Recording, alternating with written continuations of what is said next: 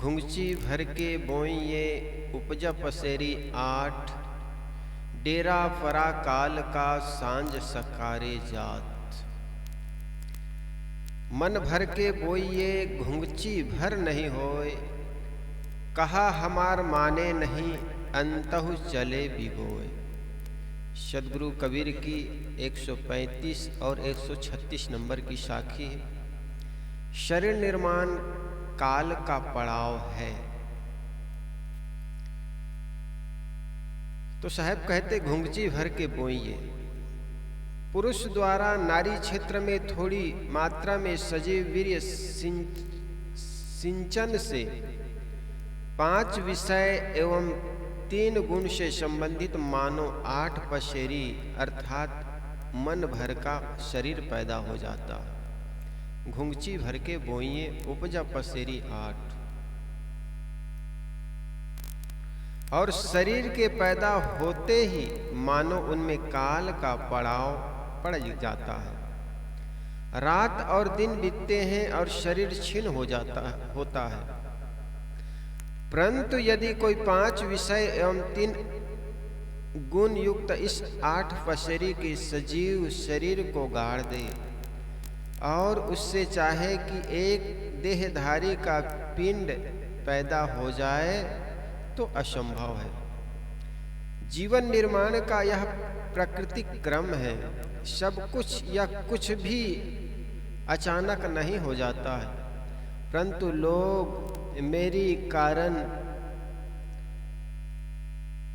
लोग मेरी कारणकारी व्यवस्था के विचारों को नहीं समझते।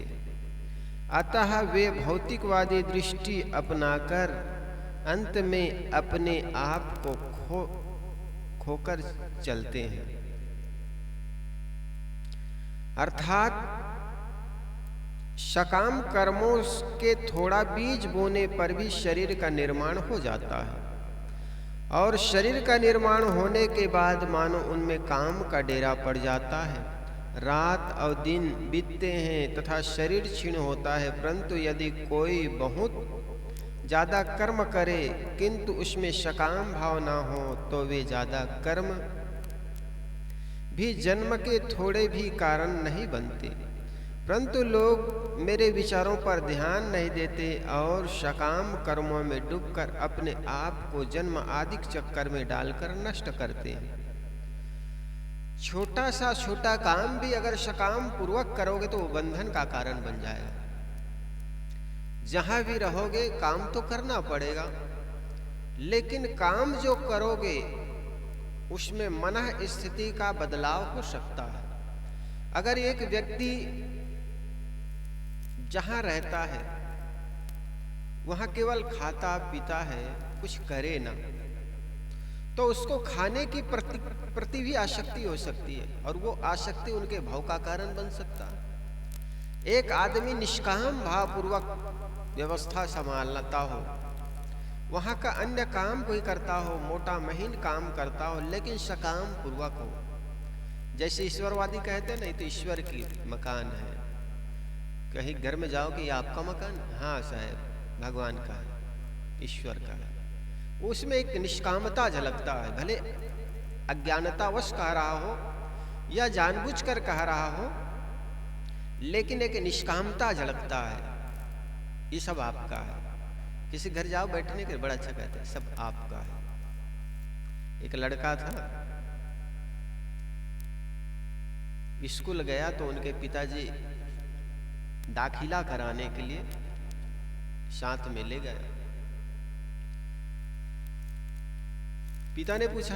पिता को मास्टर ने पूछा, ये आपका लड़का है? जी जी आपका लड़का है। लड़का सोचता है कि पिताजी कहते थे मेरा लड़का है, मेरा पुत्र है, मैं यही समझ बैठा था कि ये मेरे पिता है, लेकिन पिता ही कहते हैं जी आपका लड़का है। मास्टर को कहा जी आपका लड़का है। तो लड़का संदेह में पड़ा कि पिता घर पर कहता है मैं तेरा बाप हूं और यहाँ पर कहता है मास्टर को तुम्हारा ही बाप है, तुम्हारा ही बच्चा है। तो ये तो कहने भर का होता है। एक घर गए हम तो कैसा है, कितने बच्चे हैं? सब 5 आपका बच्चा। अरे भाई मेरा कहाँ, आपका ही है। कहने का मतलब एक लोगों की एक तकिया कलाम, बोलने का एक ढंग कि बस आपका है। तो इस ढंग से लोग अगर निष्काम भावपूर्वक मोटा महीन भी काम करता है, लेकिन उससे उसके जीवन में बंधन तैयार नहीं होता, और सकाम पूर्वक भी कहीं पर रहे और कोई थोड़ी बहुत बिगड़ जाए तो भी उनको पीड़ा होगी। क्यों? क्योंकि उसमें सकामता है, बंधन होगा। और निष्काम पूर्वक हो तो बड़े से बड़े काम भी अगर बिगड़ जाए और कर रहे हैं, बिगड़ गया तो उसे पीड़ा नहीं होगी, निष्कामता है उसके मन। और बनना बिगड़ना तो बाहर की चीजें हैं, सबसे पहले अपनी मन को संभालता है आदमी। मन बिगड़ न जाए, चीजें बिगड़ती है, चीजों के साथ मन न बिगड़े, ये ख्याल रखना चाहिए। साहब कहते हैं ऊपर की दोनों साखी एक विषय की है, इसलिए इन्हें एक साथ रख करके समझने की चेष्टा की गई है। इन्हें दो तरीके से समझने का प्रयास करना चाहिए। ऊपर द्रव्य भाव है, द्रव्य है। शरीर धारण करने के लिए दो बीज होते हैं, एक शरीर का बीज और दूसरा मन का बीज, सकाम कर्म। इसलिए इन दोनों को लेकर के ऊपर की दोनों शाखियों में समझना चाहिए। जीवन केवल भौतिक पदार्थों से नहीं बनता है। जो जीवन है केवल भौतिक पदार्थों से नहीं बना है कि इसमें जड़ ही जड़ हो, पांच तत्व का पसारा हो, ऐसा नहीं। चेतन और जड़ का संयोग काल ही जीवन है। और मृत्यु आखिर क्या है? जड़ और चेतन का वियोग काल ही मृत्यु है। जा दिन निकल जाएगा जीव तन से, नहीं कर्म बनते ना इंद्रिय ना मन से। जिस दिन जीव निकल जाएगा, इंद्रियां यहीं पड़ी रह जाएगी, इससे कर्म करते नहीं बनता। इसलिए ये मत समझना कि शरीर केवल जड़ तत्वों का पसारा है या भौतिक पदार्थों से ही बना है, परंतु इसमें जड़ और चेतन दोनों का योग होता है। जड़ पदार्थों से शरीर बनता है और चेतन जीव इसमें रहकर दृष्टा, भोक्ता एवं कर्ता के रूप में स्वामित्व करता है। घुंघची भर के बोइए थोड़ा सा वीर्य नारी क्षेत्र में सिंचन करने से यह 8 पसेरे का शरीर पैदा होता है। यहाँ घुंघची भर से यह मतलब नहीं कि ठीक घुंघची की तौल में वीर्य से शरीर बनता है। यह घुंघची का शाब्दिक अर्थ नहीं, किंतु लाक्षणिक अर्थ तात्पर्य है कि थोड़े से वीर्य से गर्भ ठहरकर शरीर का निर्माण हो जाता है। क्योंकि यह थोड़ा वीर्य भी सजीव है, इनमें जीव का निवास है जो जड़ के लक्षणों से रहित एवं अभौतिक है। कहने का अर्थ यह है केवल भौतिक पदार्थों से जीवन नहीं निर्मित होता है, वहाँ जीव की उपस्थिति अनिवार्य है। यदि केवल भौतिक पदार्थों से जीवन धारण हो तब तो मनुष्य के मरने पर उनके मृतक शरीर को ही कहीं गाड़ दिया जाए और उससे कोई देहधारी पैदा हो जाना चाहिए, या यूं ही भौतिक पदार्थ को इकट्ठा जीव का निर्माण कर लेना चाहिए। अतएव जीवन यूं ही नहीं खड़ा हो जाता है। जीवन धारण करने की एक कारणकारी व्यवस्था है, एक अनादि नियम है, और वह है सजीव वीर्य का नारी क्षेत्र में पहुंचना। सद्गुरु कहते हैं कि मेरी इन बातों को वे लोग नहीं मानते जो केवल भौतिकवाद के चश्मे से जीवन को देखते हैं, परंतु इस तथ्य को न मानने का फल होता है उसका विनाश। वे देह ही को सब कुछ मानकर अपनी आत्मा को, अपने अविनाशी चेतन स्वरूप को भूलते हैं। अपने आप को भूलने वाला पतित ही होगा। जीवन धारण का दूसरा बीज है कर्म वासना। मनुष्य सारे कर्म विषय शक्ति पूर्वक करता है। इन्हीं कर्मों को सकाम कर्म कहते हैं। थोड़ी सी सकाम कर्म जीव के लिए पुनः देह धारण का कारण बनता है। इसलिए उनको भवबंधनों से छूटना चाहे तो वह सारे सकाम कर्मों का त्याग करे। यदि उनके मन में थोड़ा भी सकाम कर्म रहा, थोड़ी भी विषयासक्ति रही, तो उसे भावाब्धि में भटकना पड़ेगा। उनके जन्म मरण के चक्कर नहीं मिट सकते। परंतु यदि कोई बहुत कर्म करे किंतु उसका अपना स्वार्थ भाव ना हो, केवल दूसरे के कल्याण का भाव हो, तो वह उनके जन्म मरण का कारण नहीं होगा। कोई भी हम काम करें उसमें पर उपकार, कल्याण का भाव हो। हम जो काम करते हैं उसमें सकामता ना हो, निष्कामता हो, किए जा रहे हैं बस, फल की बहुत चिंता नहीं। जैसे कृष्ण ने कहा ना, फल की चिंता मत करना, कर्म करते चल, कर्मण्येवाधिकारस्ते मा फलेषु कदाचन। महाराज कृष्ण कहते हैं कर्म करो लेकिन फल की चिंता मत करो। इसी प्रकार जीवन में जो भी कर्म करते हो केवल निष्काम भाव से करो, और निष्काम भाव से जो कर्म करोगे वो परहित भी होगा और स्वयं के लिए भी कल्याणकारी होगा। एक संत आश्रम में जहां पर रहते हैं वहां कोई निर्माण का काम करते हैं, तो न जाने कितने साधक आएंगे, अपना कल्याण काम कर जाएगा, एक भाव। और जब निष्कामता से मन प्रफुल्लित भी रहता है, कोई भी काम करो निष्काम भाव से, तो मन प्रसन्नता भी भरी रहती है, प्रसन्नता से बना रहता है। एक सेवा का भाव, परोपकार का भाव, परहित में सरस शरीर छूट जाए कहते हैं, एक कवि ने कहा था। परहित करते करते जीवन का शरीर पूर्ण हो जाए, निष्कामता पूर्वक।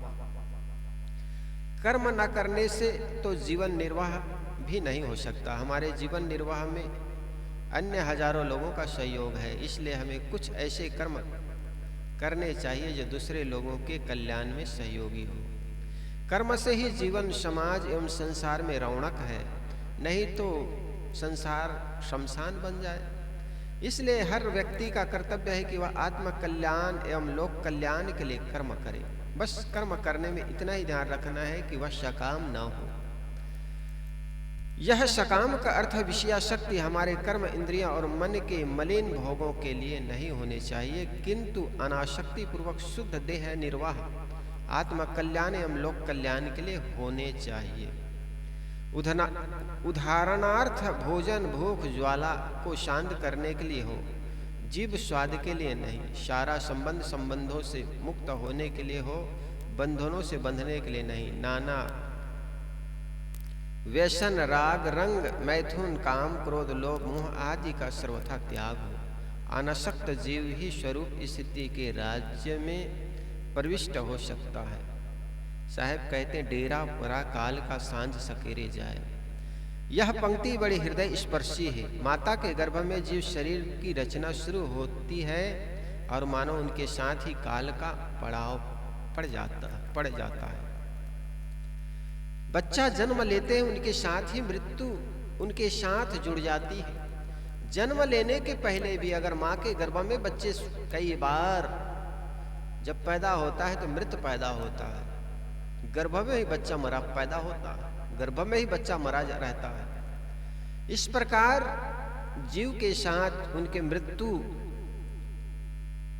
साथ साथ आता है, साथ साथ मृत्यु का समय निश्चित फिक्स रहता है। इस प्रकार साहब कहते हैं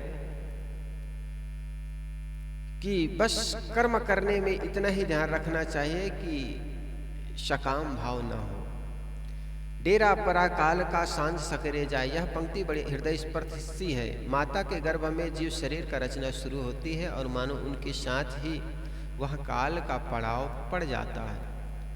जितने क्षण बीतते हैं जीवन छीन होता है, सांझ सकारे जात। सुबह होती है, शाम होती है, जिंदगी यूं ही तमाम होती है। सवेरे हुआ और शाम हुई, ऐसे देखते देखते जीवन समाप्त हो जाता है। इस प्रकार यह जीव जन्म मरण में पड़ा हुआ सदैव क्षणभंगुर की धारा में बहता है। शरीर का निर्माण होना ही मानव काल का डेरा पड़ना है। शरीर काल कवलित है और जीव कालातीत है। शरीर में आना काल के चक्कर में पड़कर के बारंबार पीड़ित होना है और स्वरूप पस्थ होना, काल से मुक्त होकर अमर स्थिति में पहुंचना है। इसलिए साधक को चाहिए कि वह देह अभिमान को छोड़कर अमर स्वरूप आत्म स्वरूप को की स्थिति में विराजमान हो। निज स्वरूप की स्थिति ही अमृत है, अविचल पद है और अनंत जीवन है। इस प्रकार साहब कहते हैं, काल डेरा पराकाल का सांझ सकारे जाल। काल का जो डेरा है जन्म मनुष्य के जीव के साथ ही आता है। आगे की साखी रहनी के पंचामृत। आपा तजे हरि भजे, नक्सिक तजे विकार, सब जीवन से निर्भय रहे, साधु मता है सार। साहब यहाँ पर 5 बातें बताते हैं। कौन कौन सी 5 बातें? साहब ने किसी से पूछा होगा कि हमारा जीवन कैसा हो। हे गुरुदेव, आप जीवन जीने की बहुत से कलाएं बताएं, बहुत से ढंग बताएं, लेकिन कुछ ऐसे सूत्र बताइए जिससे हमारा जीवन धन्य हो जाए। साधक निवेदन करता है तो गुरु उनके उत्तर देते हैं। साधक के मन में जब जिज्ञासा जगे तो जिज्ञासा की पूर्ति गुरुदेव करते हैं। सदगुरु कबीर साहब से साधक ने पूछा कि मेरे जीवन का यावत क्रियाएं कैसे हो, जीवन कैसा हो, सुंदर कैसा बने। तब साहब ने कहा, आपा तजे हरि भजे। आपा कहते हैं अहंकार को। आपा का 2 अर्थ होता है। अहंकार को छोड़े, हरि का भजन करे, नक्सिक तक के विकारों का परित्याग करे, सभी जीवों में निर्भय रहे और उत्तम विचारों के पथ पर चले, यही जीवन के सार है। तो साहब कहते हैं साखी बहुत महत्वपूर्ण है। इसमें जीवन कल्याण के 5 उत्तम बातें बताई गई है, जिसके आचरण से जीवन महान हो जाता है। ये 5 बातें: अहंकार का त्याग, हरि का भजन, सर्व दोषों का त्याग, सबसे निर्वैर, साधुमत। हम इन पर अलग अलग विचार करें। आपा का 2 अर्थ होते हैं। एक आपा का अर्थ होता है अहंकार, मैं, मेरा, मैं कर रहा हूं, ये अहंकार है। अहंकार की भाषा। हम, कोई भी होता है ना, हम करी, हमने किया, हम मिल करके किए, ये बड़ी बात अच्छी है। अहंकार की भाषा आपा, आप अपने आप को अलंकृत करता है आदमी। आपा का 2 अर्थ है। एक तो आप मने अहंकार, आपा मने अहंकार, और दूसरा आपा मने हमारे अपने अजर अमर आत्मा के लिए। तो आपा का 2 अर्थ है। एक तो अहंकार के लिए और दूसरा आपा अजर अमर आत्मा के लिए, अपनी आत्मा के लिए। तो यहां पर अहंकार के लिए आपा का तजे, अहंकार का त्याग कर। आदमी के अंदर में जब अहंकार आ जाता है ना, तब किसी को समझता नहीं। अगर और जहां पर अहंकार आ गया वहां पर विनाश निश्चित हो जाता है। इसलिए किसी भी बात को लेकर अहंकार मत हो, मन विनम्र हो। कोई कुछ बोल दे तो भी सुन ले। एक ने कहा कि इतना बड़ा मत बनो कि कोई कुछ कह ना सके, है ना। सत्य बात, कोई भी बात करे तो श्रवण करे, सुने। साहब कहते हैं आपा का त्याग करें, अहंकार का त्याग करें। जब जब हमारे मन में अहंकार आता है तब तब दूसरे को हम समझ नहीं पाते, तब हमारे पतन का कारण होता है। आपा के 3 अर्थ यहाँ पर दिए हैं। आपा का मुख्य अर्थ अपना स्वरूप, अपना स्वत्व है, और दूसरा अहंकार है, और तीसरा है शुद्ध बुद्ध एवं होश। कहते ना, आपा खो दिया, शुद्ध बुद्ध खो दिया। यहाँ पर 3 अर्थ दिया है। जब क्रोध में आता है तो आपा खो देता है, होश खो देता है। आपा का अहंकार भी, आपा का आत्मा से भी अर्थ है। साहब बड़े अच्छे बताए। आपा कहते हैं अपने आप को, अपनी सत्ता एवं अपने स्वरूप को, परंतु जब भूलवश जड़ देह को अपना आपा मान लिया जाता है कि मैं शरीर हूँ, तब यह अशुद्ध ज्ञान हो जाता है। यहाँ पर जो अपना नहीं है उसे अपना मान लिया गया है, इसलिए यह आपा अहंकार कहलाता है। इसी आपा एवं अहंकार को छोड़ने की बात बताई गई है। यद्यपि इस साखी में तीसरी बात है नखशिख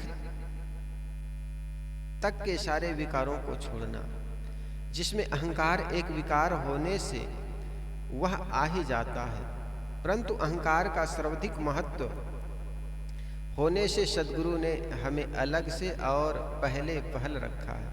अहंकार सारे बंधनों की जड़ है। देह गेह आदि संसारिक प्राणी पदार्थों में मैं मेरा मान लेने के बाद ही सारे बंधन बनते हैं और सारे दुखों की उत्पत्ति होती है, और मात्र एक अहंकार के छूट जाने पर सारे बंधन समाप्त हो जाते हैं। जो अपना नहीं है उसे अपना मानना अनैतिकता है। एक व्यक्ति होता है, प्रथम व्यक्ति तो वो होता है जो मेरा है, वो मेरा। आदमी के तीन कैटेगरी, तीन प्रकार बताया। सबसे निम्न प्रकृति के आदमी तेरा सो मेरा, मेरा सो मेरा, तेरा भी मेरा है और मेरा भी मेरा है। बीच मध्यम वर्ग के व्यक्ति कहता है मेरा सो मेरा, तेरा सो तेरा। लेकिन उत्तम व्यक्ति कहता है तेरा सो तेरा, मेरा भी तेरा। तेरा तुझको सौंपता क्या लागत है मोर, कबीर कमाई आपनी निष्फल कभी न जाए, बोए पेड़ बबूल का आम कहाँ से खाए। जो भी काम करे उसको निष्काम पूर्वक करना। तेरा तो तेरा है ही भगवान, मेरा भी आपका। तेरा तुझको सौंपता क्या लागत है मोर, है ना। अहंकार साहब कहते आपा तजे। फिर कहते हैं साहब हरि का भजन करें, हरि का भजन। एक संत झाड़ के नीचे बैठा हुआ था। एक मनचले युवक ने कहा बाबा क्या कर रहे हो? उन्होंने कहा भजन कर रहा हूं, माला फेर रहा हूं। संत ने कहा ना हाथ में माला है, ना कोई मुख से भजन गा रहे हो, कहते हो माला फेर रहा हूं, भजन कर रहा हूं। उन्होंने कहा बेटा माला हाथों से फेरा नहीं जाता है। साहब ने कबीर, सदगुरु कबीर ने कहा माला तो कर में फिरे, जीभ फिरे मुख माए, मनवा तो 34 फिरे सो तो सुमरे ना है। माला तो हाथ में फिरता है और जीभ कहाँ फिरता है? मुख में फिरता है। बोलते हैं तब फिरते हैं। कुछ लोगों को होती ना आदत बोलने की। तो साहब कहते हैं माला तो कर में फिरे, जीभ फिरे मुख माए, मनवा तो 34 फिरे सो तो सुमरे ना है। तुम्हारे मन तो 34 में फिर रहा है, उसका तो तुम्हारा सुमरन नहीं किया। माला फेरने से क्या हुआ? माला कर का मन का डार के, मन का मन का फेर। साहब ने कहा ये कर का मन का डार दे, जो हाथ का माला है उसको डाल कहीं और रख, और ये मन का माला है ना, मनिका है, उसको फेरिए। मन को फेरने का मतलब अपने मन को अपनी ओर लौटाना। देखो संत मार्ग में कोई साधक आता है तो उसको मुंडन किया जाता है, मूड़ना, उसको कहते हैं मूड़ना कहते हैं। जब कोई भी साधना क्षेत्र में आते हैं, संत गुरुजनों के सानिध्य आते हैं तो उसको मूड़ा जाता है। मुड़ना, सिर तो मुड़ते हैं, लेकिन साथ साथ मन का मुड़ना, सांसारिकता से सन्यास की ओर मुड़ना, वासना से उपासना की ओर मुड़ना, काम से राम की ओर मुड़ना। वो केवल सिर बस नहीं मोड़े जाते। एक साधक था, वो हर 2 दिन में मुड़ता था, दाढ़ी बना लेता था, घोंट लेता था, सिर का बाल घोंट लेता था, लेकिन वो अंदर से मुड़ता नहीं था। संसार से मुड़कर सन्यास की ओर नहीं आता था। उनको कहा भाई तुम हर दूसरे तीसरे दिन मुड़ते हो, लेकिन अंदर से तो नहीं मुड़ते। अरे महाराज मुड़ने से फायदा है। क्या फायदा है? मूड़ मुड़ाए 3 गुण, अच्छा, कौन कौन से 3 गुण? कहे मुड़का मिट गई खाज, मुड़का मिट गई खाज, खाने को लड्डू मिले लोग कहे महाराज। वाह महाराज! कहे महाराज भले अंदर से नहीं मुड़ते हैं, बाहर से मुड़ते हैं तो 3 फायदा होता है। कहे कौन कौन से फायदा? मूड़ मुड़ाए 3 गुण, मुड़की मिट गई खाज, मूड़ की जो खाज थी, खुजली थी, वो मिट गई, और खाने को लड्डू मिले लोग कहे महाराज। तो ये मुड़ने से कोई फायदा नहीं, अंदर से मुड़ना है। काम वासना से उपासना की ओर मुड़ना है, भोग से योग की ओर मुड़ना है, और संसारिकता से संन्यास की ओर मुड़ना है।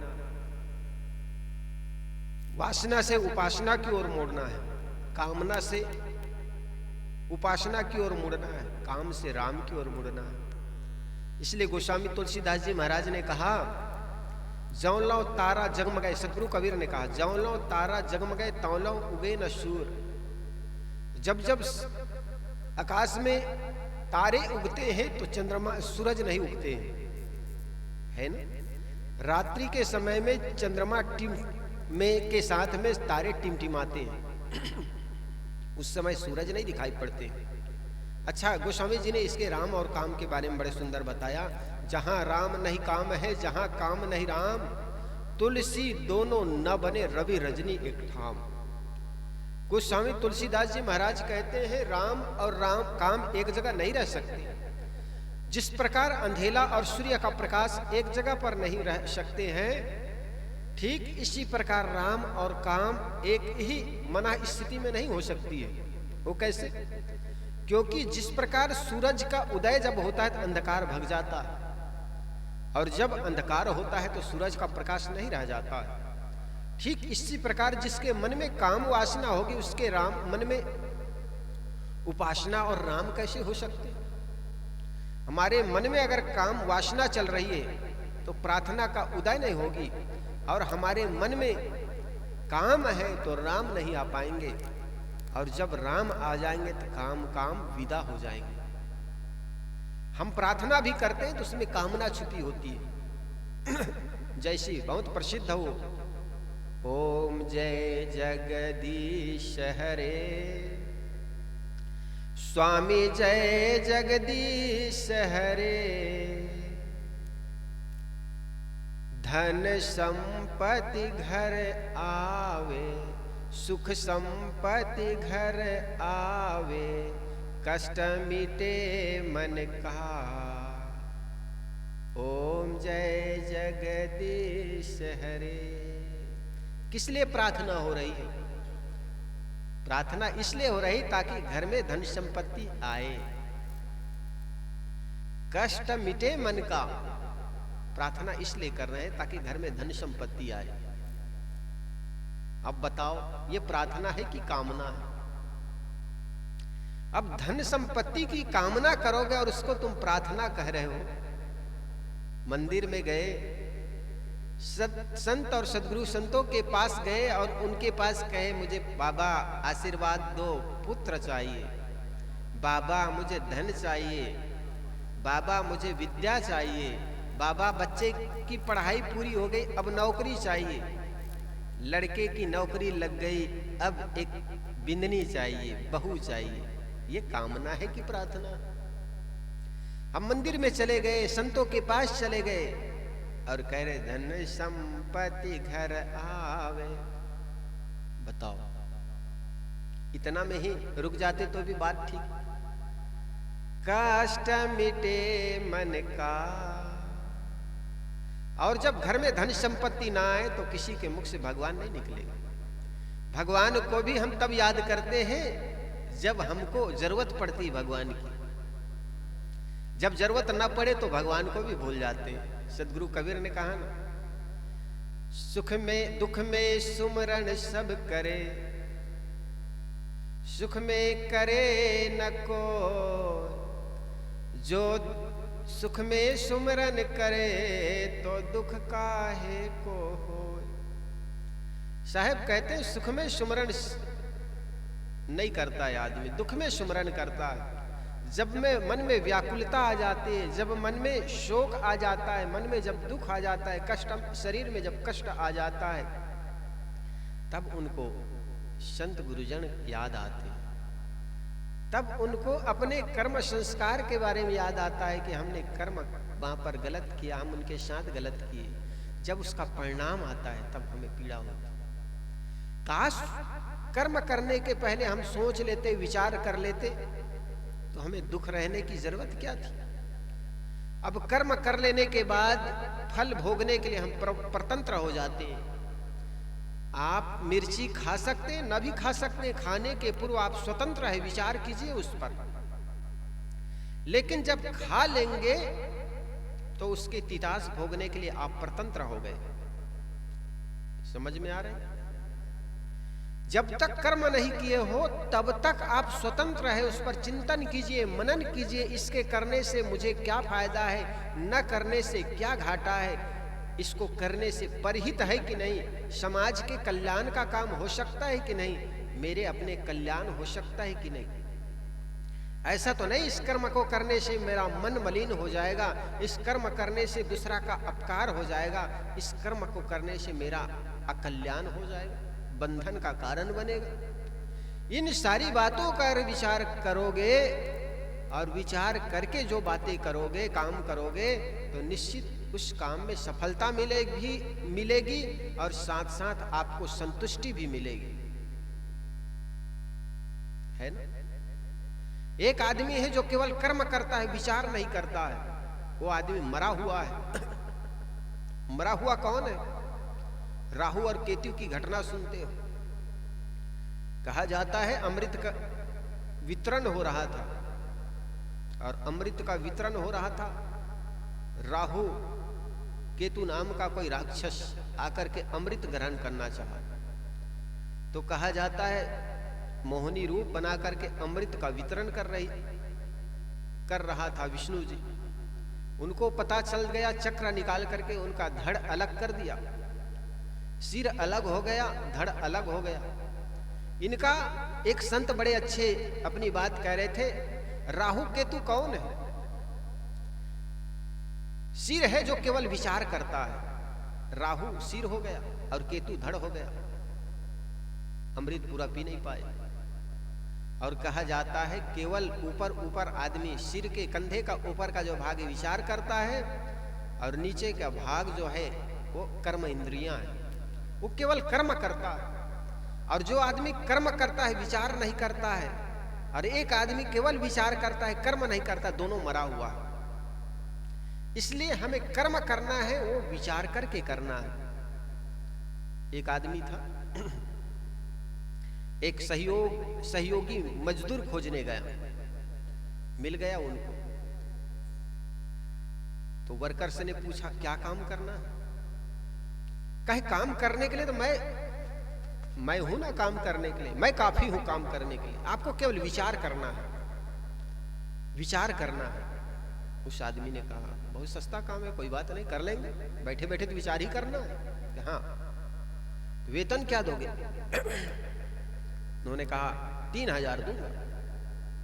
इनका 3000 बहुत अच्छा है, जब विचार ही करना है बैठे बैठे और 3000 मिल जाए तो बहुत अच्छी बात है। अच्छा तुम क्या करते हो? उस काम खोजने, मजदूर खोजने आया था, उसको पूछा तुम क्या करते हो? उन्होंने कहा मैं भी नौकरी करता हूं। कहे तुमको कितना मिलता है? कहे मुझे 1500 मिलता है। तो उस मजदूर ने पूछा जब तुमको 1500 मिलता है तो मुझे 3000 कैसे दोगे और कहां से दोगे? उस आदमी ने कहा ये तो तुम सोचो, सोचने और विचारने का तुम्हारा काम है, मैं तो केवल काम करूंगा। ऐसा विचार करने से कोई काम नहीं बनेगा, केवल तर्क वितर्क से कोई काम बनने वाला नहीं है, केवल विचार करने से बात बनने वाली नहीं है, विचार के साथ साथ करने की भी जरूरत है। एक लड़का था, शहर में रहकर के हॉस्टल में पढ़ा करता था। आज घर आया तो माँ कहती बेटा घर आए तो कम से कम पहले फोन कर लिए होते, और फोन करके आते तो तुम्हारे लिए कम से कम जलपान बना करके रखती। लड़का कहता है माँ, अपना घर है, जब चाहे आ जाऊं, जब चाहे चला जाऊं, तो फोन की क्या जरूरत। लड़का की भी बात ठीक, लेकिन माँ की ममता। माँ कहती बेटा कम से कम घर आए तो कुछ जलपान बना करके रखते। माँ बड़ी भोली भाली थी। लड़का अंदर आया, कुर्सी पर बैठा। माँ कहती बेटा पहले जलपान कर लो। और लड़का तो पढ़ लिख कर आया था, तो पढ़ा लिखा का अहंकार बड़ा अजब होता है, गजब होता है। लड़का अहंकार से भरा हुआ था और सोचता था कि ये माँ को ना बताऊं मैं क्या पढ़ करके आया हूं, तो माँ क्या जानेगी। लड़का लॉ कॉलेज पढ़ करके आया था, दर्शन शास्त्र, तर्क शास्त्र जिसको कहते हैं। तो लड़का के मन में हुआ कि माँ को ना बताऊं तो माँ जान नहीं पाएगी। तो लड़का कहता है माँ तुम जानती हो मैं कौन सी विद्या पढ़ करके आया हूं। माँ कहती बेटा कौन सी विद्या पढ़ करके आए हो। तो लड़का कहता है माँ मैं बहुत बड़ी विद्या पढ़ करके आया हूं, जिससे 2 का 3 बना सकता हूं। माँ कहती बेटा पहले जलपान कर लो। लड़का सुना ही रहा था, उतने में माँ 2 लड्डू ले आई और 2 लड्डू प्लेट में ला करके रख दी टेबल पर। और माँ कहती बेटा पहले जलपान कर लो, फिर बातें होंगी। लेकिन जिस लड़के के मन में अहंकार भरा हो वो दूसरे को कहां समझ पाता। लड़का के मन में हुआ कि इस माँ को बताऊं ना तो कैसे समझ पाए। तो लड़का ने बात शुरू की, माँ जानती हूँ मैं बहुत बड़ी विद्या पढ़ करके आया हूँ, इतनी बड़ी विद्या कि मैं 2 का 3 बना सकता हूँ। माँ भोली भाली थी। माँ सोचती मेरे बेटा इतनी बड़ी विद्या पढ़ करके आया, इसका मतलब 2 मकान का 3 मकान बना सकता है, 2 गाड़ी का 3 गाड़ी बना सकता है। मेथड का एक सवाल है, वो तो मेथड होता है, गणित होता है, तर्क होता है। माँ सोचती इसका मतलब बेटा 2 मकान का 3 मकान बना सकता है, इतनी बड़ी विद्या। लड़का कहता हाँ माँ इतनी बड़ी विद्या मैं पढ़ करके आया हूं। देखो माँ ये कितने लड्डू है। माँ कहती है बेटा 2। कहे गिनो। तो माँ कहती 1 और 2। माँ कहती 1 अब ये 2। लड़का कहता 2 और 1 कितने हुए। माँ कहती 3।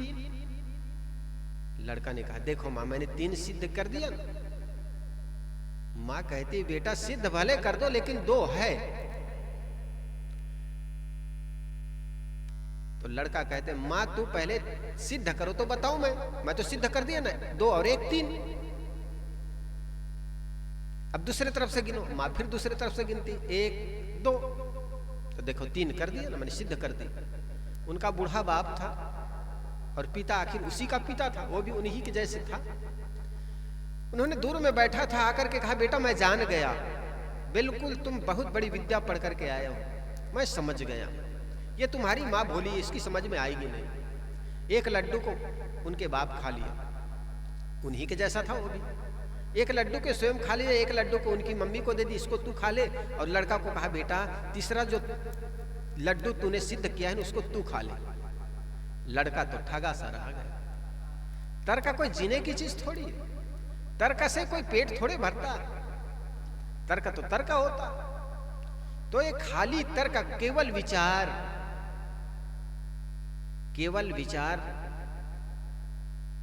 आंखें तो है, वैसे ही है जैसे एक आदमी की आंखें हो लेकिन पैर ना हो। वो देख तो सकता है बहुत दूर दूर तक लेकिन चल नहीं सकता। और दूसरा आदमी जिनके पैर तो है लेकिन आंखें नहीं, वो चलेगा कहां। देख तो सकता नहीं, वो चलेगा तो गिरेगा खाई खंडक में या कंकड़ कांटों में उलझ करके मर जाएगा। हमारे जीवन के साथ भी ऐसी घटना घट रही है। प्रकाश, ज्ञान रूपी प्रकाश नहीं है, संयम रूपी ब्रेक नहीं है, और अंधकार रूपी रात्रि में, अज्ञान रूपी रात्रि में उम्र रूपी सड़क पर जिंदगी रूपी मोटरसाइकिल चलाए चले जा रहे हैं। बताओ क्या हो। एक लड़का मोटरसाइकिल चलाए जा रहे थे रात्रि के अंधेरे में। एक जगह चौराहे पर सिपाही ने रोका, रुको रुको, तुम खतरा हो जाएगा, लाइट है नहीं, चलाए जा रहे हो। उस बाइक वाले ने कहा, भाई साहब पहले आप हट जाओ, खतरा तो बाद में होगा, मेरे बाइक में ब्रेक भी नहीं है। ठीक ऐसा ही हमारे जीवन में प्रकाश रूपी, ज्ञान रूपी प्रकाश नहीं है और संयम रूपी ब्रेक नहीं है। उम्र की इस सड़क पर जिंदगी रूपी गाड़ी चलाए जा रहे हैं। बताओ क्या होगा। जिंदगी को सही सलामत मंजिल तक पहुंचाने के लिए संयम रूपी ब्रेक चाहिए, ज्ञान रूपी प्रकाश चाहिए, और ये दोनों के अभाव में आदमी करता तो बहुत है लेकिन पहुंचता कहीं नहीं। इसलिए हमें कर्म तो करे, कर्म करने के साथ साथ विचार करने की जरूरत है। और जो आदमी विचार करता है, विवेकी होता है और विचार विवेक करके कर्म करता है, निश्चित वो कर्म व्यक्ति को मंजिल तक पहुंचा देता है। इसलिए साहब जी कह रहे हैं, आपा तजे हरि भजे। हरि का भजन क्या है? बुराइयों से भागना। बुराइयों से भागना ही हरि का भजन करना है। अपने चित्त का एकाग्र। सदगुरु कबीर ने कहा ना कि मन की तरंग मार लो बस हो गया भजन, बुरी आदत सुधार लो बस हो गया भजन। आखिर और क्या करना। साधु का अर्थ है जिन्होंने सारे बुराइयों को त्याग दिया हो, है कि केवल भेष पकड़ लेना कोई साधुता का लक्षण थोड़े। सदगुरु कबीर ने कहा, भेष देख मत बूझ लिए, भेष देख मत भूलिए, बूझ लीजिए ज्ञान। बिना कसौटी होए नहीं कंचन की पहचान। जिस प्रकार खरा सोने को परखने की जरूरत होती है और उसको कंचन कहते हैं सोना को। सोने को आग में डाल देने से वो जल नहीं जाता है। जैसे सोने की नगरी कहते हैं लंका, वो जल गया। अरे सोने की नगरी थी तो सोना कहाँ चला गया? ये झूठ मूठ की कुछ बातें लोग कह देते हैं। एक तो इधर कहते हैं सोने जलता नहीं और दूसरा कहते हैं सोने की नगरी जल करके भस्म हो गई। तो ऐसी बात नहीं है। उनका अपना आध्यात्मिक अर्थ होता होगा सोने वालों की नगरी, जहां पर अज्ञानता हो, तामसी प्रवृत्ति के लोग रहते हो, है ना, राजस वृत्ति के लोग रहते हो, जिसके अंदर सात्विक भावना ना हो, आलस्यता और प्रमाद से भरा हो, रजोगुण से भरा हो। और रजोगुण से भरा हुआ व्यक्ति का जीवन निश्चित जल जाता है, राख हो जाता है, क्योंकि उनके जीवन में अंधकार है, सोना और खाना और क्या करना, आलस्यता। तो साहेब कहते हैं आपा तजे हरि भजे। और तीसरी बात कहते हैं नक्सिक तजु विकार। नक से शिखर तक का जो विकार है जीवन में, वो सारे विकारों को तजे। एक विद्वान ने कहा कि जीवन में जब एक बुराई आ जाती है तो अन्य बुराइयों को बुलाने की जरूरत नहीं पड़ती, सहजता चले आती। एक पंडित जी थे, उनकी एक लड़की थी। लड़की के लिए लड़का खोजते खोजते लड़की की उम्र 23 वर्ष हो गई, लेकिन कोई लड़का मिला नहीं। पंडित जी का एक शर्त था, वो शर्त ये था कि लड़की की 32 गुण वाली थी और पंडित जी चाहते थे 32 गुण वाली इस लड़की के लिए लड़का भी 32 गुण का होना जरूरी है। तो 32 गुण के लड़का खोजते खोजते लड़की की उम्र 23 वर्ष हो गई, 32 वर्ष हो गई। 32 वर्ष की जब लड़की हो गई तो एक बार पंडित जी कहीं से एक लड़का खोजा, तो लड़का बिल्कुल 31 गुण के मिल पाए उनको। 32 होने में एक कम हो गया। पंडित जी ने कहा चलो कोई बात नहीं, हमारी बिटिया 32 वर्ष की भले हो गई, लेकिन उम्र भले 32 वर्ष की हो गई, लेकिन योग्य लड़का मिल गया। एक ही गुण तो कम है, क्या फर्क पड़ता। पंडित जी ने उस लड़की की शादी बड़े धूम धड़ाके से कर दिया। जब लड़की अपने मायके चली गई और पहली बार लौट करके आई तो पिता पूछने लगे, बेटी तुम्हारे जो पति हुए वो 31 गुण के हैं और तुम 32 गुण के हो। तुम्हारे पति में कौन से एक अवगुण है जिसके चलते वे 32 गुण के हो नहीं पाए? बहुत खोजा लेकिन 32 गुण वाले लड़के मिल नहीं पाए। 31 गुण का मिला, तो वो कौन से अवगुण है जिसके चलते तुम्हारे पति 32 गुण हो नहीं पाए? तो लड़की कहते, पिताजी एक अवगुण है। कहे कौन सी? कहे केवल प्याज खाता। पंडित जी ने कहा, पंडित जी में प्याज नहीं खाए जाते? लहसुन और प्याज से पता नहीं पंडितों का कौन सी दुश्मनी रही। यूं तो कहा जाता है आयुर्वेद में इसको औषधि बताए गए। तो उन्होंने देखा सुना कि केवल मेरे पति प्याज खाता है। पंडित जी ने कहा प्याज खाता? चलो कोई बात नहीं बेटी, प्याज ही तो खाता। क्या वे प्याज रोज खाते हैं? पंडित की लड़की कहे, नहीं पिताजी, प्याज वे रोज नहीं खाते। प्याज तब खाते हैं जब वो शराब पीते हैं। शराब का नाम सुना तो पंडित जी के तो आंखें खुली की खुली रह गई, फटी की फटी रह गई। अच्छा, वो शराब पीते हैं? कहे क्या रोज पीते हैं? कि नहीं पिताजी, शराब वे रोज नहीं पीते। जब वे मांस खाते हैं तब शराब पीते हैं।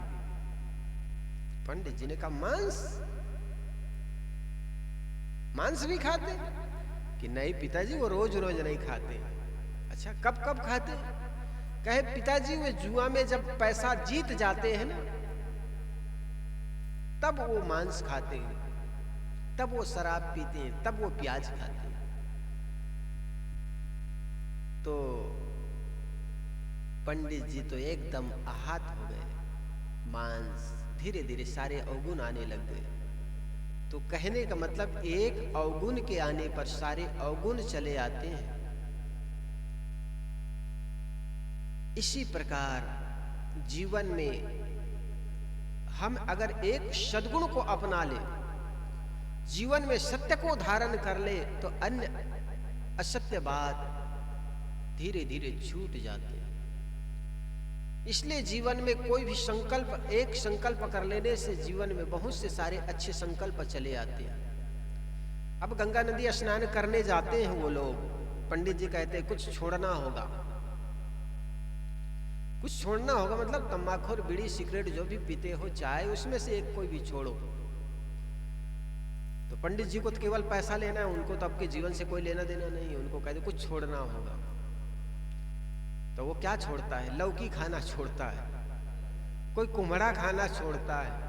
आज से महाराज मैं ऐसा नहीं कि शराब पीना छोड़ता हूँ, बीड़े पीना छोड़ता हूँ, ऐसा नहीं। एक लड़का था, सत्संग में आया करते थे। जब सत्संग में आया तो गुरुजी सत्संग के अंतिम दिन में कहा, भाई 4 दिन 7 दिन तक मैंने आप लोगों को सत्संग सुनाया हूँ, तो यहाँ से कुछ ना कुछ छोड़ करके जाना है, कुछ ना कुछ बदल करके जाना है। तो सभी ने हाथ उठाया। किसी ने कहा गुरुजी आज से मैं तंबाकू खाना छोड़ता हूँ। किसी ने कहा गुरुजी मैं पत्नी से रोज झगड़ता था, आज झगड़ा करना छोड़ता हूँ। किसी ने कहा गुरुजी मेरे जीवन में गाली देने का स्वभाव है, गाली देने की आदत छोड़ता हूँ। एक आदमी हाथ उठाया, देखा वो आदमी रोज शराब पीता था, गाली गलौज करता था। लोग बड़े आश्चर्य से भर गए, ये आदमी क्या छोड़ेगा आखिर? पीछे में बैठता था, रोज आता था। उन्होंने हाथ हिलाकर कहा गुरुजी मैं भी कुछ छोड़ना चाहता हूँ। सारे लोग बड़े आश्चर्य से भर गए। जीवन में तो इससे कभी छोटी सी छोटी अवगुण भी छूट नहीं पाया, और पता नहीं ये क्या छोड़ेगा। आज मांस ये खाता है, शराब ये पीता है, बीड़ी ये पीता है, और ये कहता है मैं भी छोड़ूंगा। पंडित जी ने कहा अच्छा बता तू क्या छोड़ेगा?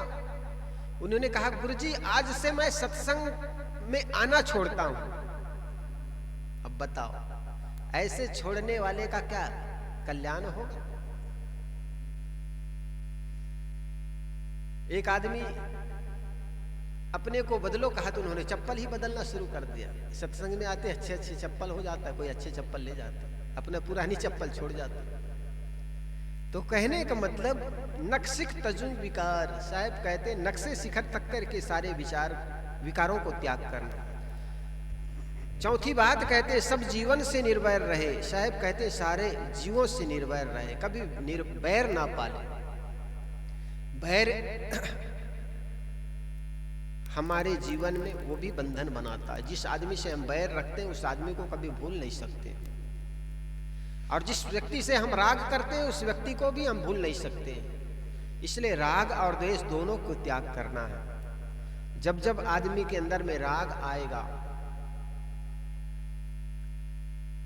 द्वेष आएगा, तो अपने लिए तो कुछ चाहेगा, लेकिन साथ साथ दूसरे के लिए उनके मन में द्वेष भाव रहेगा, जिससे वो द्वेष करेगा, उसके बारे में सोचेगा वो चीज उनके पास ना हो। और जिनसे राग करेगा उनके बारे में सोचेगा उनको भी ये चीज मिले, उनके लिए ही अच्छे करने उनको भी मिल जाए, उनको भी ये चीज होनी चाहिए, उनके बारे में रात और दिन चिंता करता रहे। तो राग और द्वेष दोनों से ही व्यक्ति बंधता है। इसलिए राग द्वेष से भी ऊपर उठना है। सब जीवन से निर्भय रहे, साधु मता है सार, साहब कहते साधु मत में रहना यही सार है। साहब कहते हैं कि जो अपना नहीं है उसे अपना मानना अनैतिक है और यही बंधन बनाता है, किंतु जो अपना हो उसे अपना मानना ठीक है। जैसे कोई मकान मेरा नहीं है, यदि मैं उसे अपना मानता हूँ, उसमें घुसकर रहना चाहता हूँ, तो यह एक अनैतिक काम है। इससे मैं पकड़ा जाकर जेल जाऊंगा, क्योंकि मैं उस पर कब्जा करना चाहता हूं। जो अपना नहीं है परंतु मैं जमीन खरीदकर अपना मकान बना लूं, तो वह मेरा अपना है। इसमें से मुझे ना कोई निकाल सकता है और ना जेल भेज सकता है और ना कोई परेशान कर सकता है, क्योंकि यह तो मेरा अपना है, इसमें मैं सुखपूर्वक रह सकता हूं। यह तो उदाहरण हुआ। विचार करके देखा जाए तो मेरा अपनी आत्मा के अलावा यहाँ मेरा कुछ नहीं है, और तो और यह अपनी मानी देह भी अपनी नहीं है। अतएव यदि हम देह को अपनी मानते हैं, उसमें अहंता ममता करते हैं, तो यह तात्विक दृष्टि में अनैतिक व्यवहार करते हैं, क्योंकि जो अपनी नहीं है उस देह को अपने मानने का अपराध करते हैं। साहब तो कहते हैं यह शरीर भी आपका नहीं है, और गिनाते हैं कि उन्होंने एक बहुत सुंदर पंक्ति कही है, काग गिद्ध दो मरण विचारे, शिकर स्वान दो पंथ निहारे, भूला बे अहमक नादाना। कैसा है वो पंक्ति, भूल रहा हूं कि ये शरीर को हम अपना मानते हैं, इसके भी साझेदारी है। तात जननी कहे पुत्र हमारा, स्वार्थ जाने किन्न प्रतिपारा, सूत्र कलत्र रहे लवलाई, मुख यम की नाई रहे मुखबाई, तेहि घर को घर कहे गंवारा, सो बैरी होए गले तुम्हारा, इतने तन के सांझिया जन्मों भर दुख पाए,